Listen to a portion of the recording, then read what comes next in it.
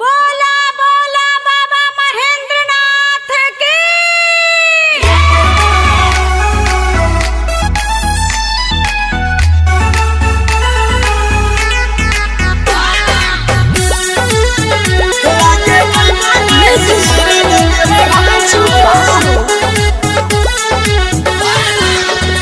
राजा आदित्य सुधारत अब नाही कांवर उठावतार कबू पिया आदित्य सुधारत अब नाही कांवर उठावतार कबू तू तो पिया तारा गाजा दिन भर हो तू तो पिया तारा गाजा दिन भर हो लागे जइमा नहीं राजा देवा घर हो तू तो पिया तारा गाजा दिन भर हो लागे जइमा नहीं राजा देवा घर हो।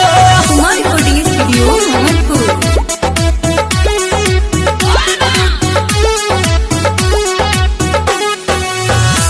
लागे जइमा नहीं राजा देवा घर हो। भांगे धतुरा खा के बने गईला चरसी नाही पहला गेरुआ रंगावा के जरसी ए पिया भांगे धतुरा खा के बने गईला चरसी नाही पहला गेरुआ रंगावा के जरसी तू तो चलवा नहीं लमहर डगर हो कबो चलवा नहीं लमहर डगर हो लागे जइबा नहीं राजा देवा घर हो तू तो चलवा नहीं लमहर डगर हो लागे जइबा नहीं राजा देवा घर हो।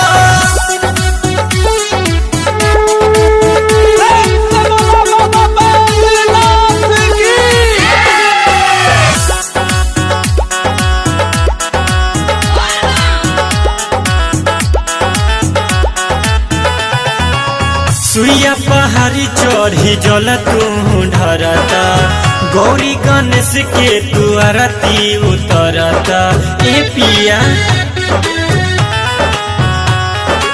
सुइया पहाड़ी चढ़ी जल तू ढरता गौरी गणेश के तू आरती उतरता तो दुख ले दे बाबा हो मनी के हार हो तो दुख ले दे बाबा हो मनी के हार हो लागे जइबा नहीं राजा देवा घर हो तू तो पिया तारा गाजा दिन भर हो लागे जइबा नहीं राजा देवा घर हो।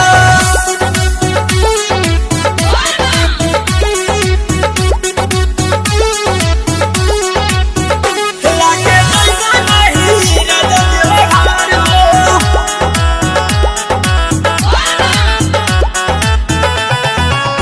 ओपी के संगे देख पंकज उदास हो बन के कंवरिया गईले भोला के पास हो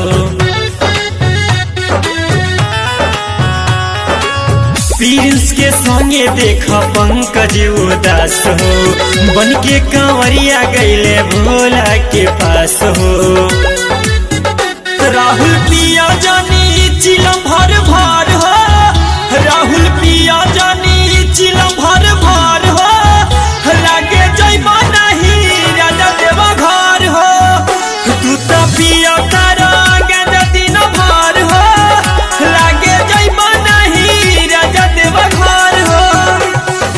कुमार रिकॉर्डिंग स्टूडियो मोहम्मदपुर।